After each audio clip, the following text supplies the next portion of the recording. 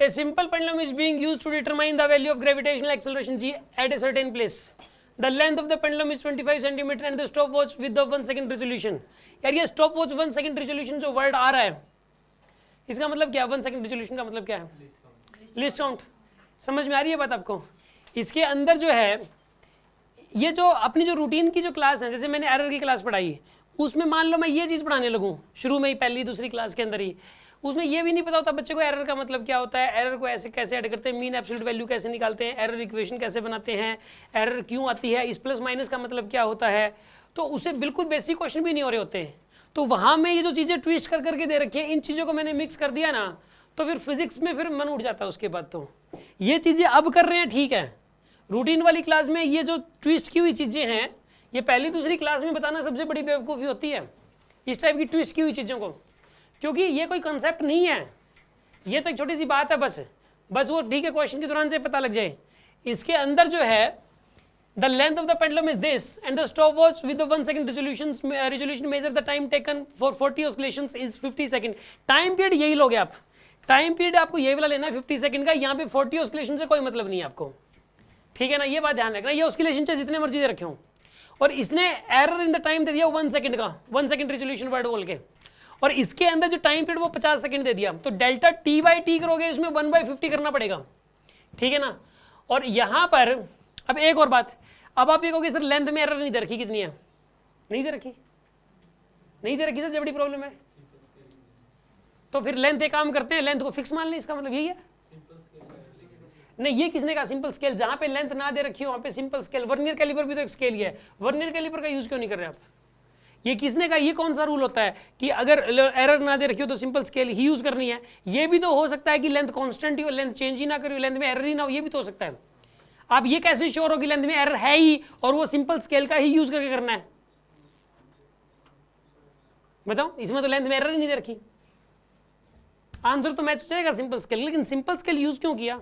इसका मतलब ये रूल है कि जहां ना दे रखी हो वहां पर भी एरर मान लो, चाहे हो चाहे ना हो, मान लो इसको एरर है, और वो भी सिंपल स्केल की के थ्रू हुई है. यार ये तो मतलब बड़ी बकवास हुई. सुनो इसका आंसर कैसे करेंगे. अगर ऐसा हो जाए बाय द वे, तो आप ये देख लिया करो डेसिमल के बाद ये 0 क्यों लगा रखी है यार, इसका क्या मकसद है? 25 सेंटीमीटर लिख देता, ये सीधा 25 सेंटीमीटर लिख सकता था. इसने ये क्या कर रखा है 25.0 सेंटीमीटर. इसमें और इसमें क्या फर्क है? इसका अगर सीधा 25 सेंटीमीटर लिख रखा होता इसने, तो ये 100% श्योर था कि 25 सेंटीमीटर ही है नेट, मतलब एरर नहीं है उसके अंदर. अब लिख दिया 25.0, यानी उसको अगला डिजिट नहीं पता. सीधी सी बात ये है, यानी इससे फर्स्ट वाला तो 0 श्योर है, उससे यार इसके अंदर सीधी सी बात है 0.1 सेंटीमीटर की एरर आएगी. फिर अगर 25 सेंटीमीटर है तो उसमें एरर नहीं है? नहीं है, हाँ अकेला 25 है, लीस्ट काउंट 1 सेंटीमीटर नहीं हो सकता? नहीं ना, 1 सेंटीमीटर बहुत बड़ा हो गया यार. डेसी इतना लिस्ट काउंट कभी किस डिवाइस का होता है वैसे? 1 सेंटीमीटर लिस्ट काउंट किस डिवाइस का होता है? 1/25 तो लगभग कितना हो गया? 4% हो गया. 4% तो हो सकता है.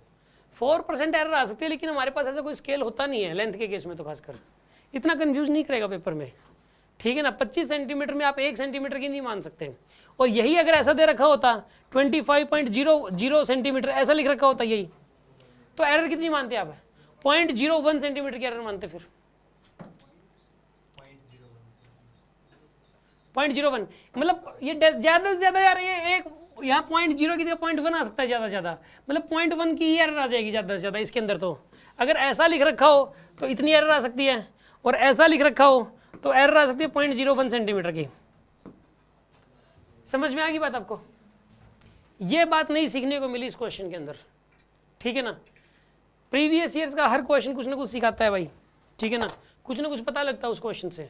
इसके अंदर ये बात पता लगी है कि लेंथ में अगर एरर ना दे रखी हो, 25.0 सेंटीमीटर लिख रखा हो तो 0.1 सेंटीमीटर एरर लेनी है, और 25.00 लिख रखा हो तो 0.01 सेंटीमीटर एरर लेनी है. और अगर 25.000 सेंटीमीटर 3 बार लिख रखा हो तो 0.001 सेंटीमीटर एरर लेनी है इसमें.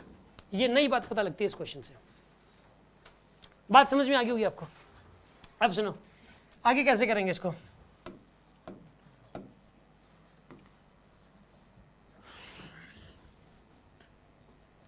अब अब इस क्वेश्चन में कोई दम नहीं बचा, अब ये क्वेश्चन हो जाएगा सोल्व। सुन आप, इसमें सिंपल पेंडुलम वही आ गया भाई, और एक्यूरेसी इन जी में पूछ रखा है, तो जी का फॉर्मूला क्या हो जाएगा बताइए, 4π² क्या था बताइए, वो L/T², यही होता है।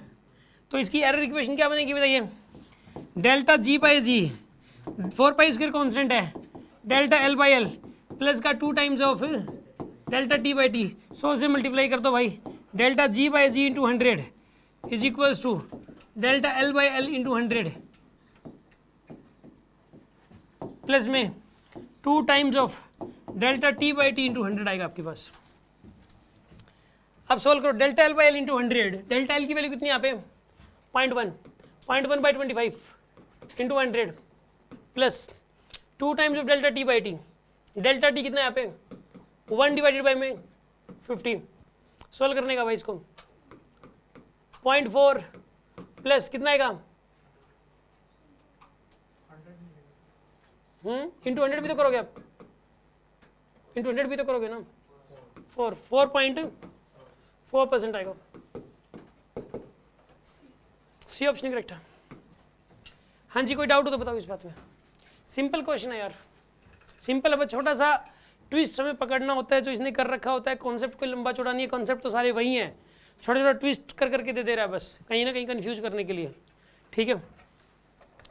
एटलीस्ट इसने पहले पिछले सालों में जिन चीज़ों पे इसने पहले कंफ्यूज कर रखा है उन चीज़ों को तो हम बिल्कुल ऐसे पावर बना के रखें।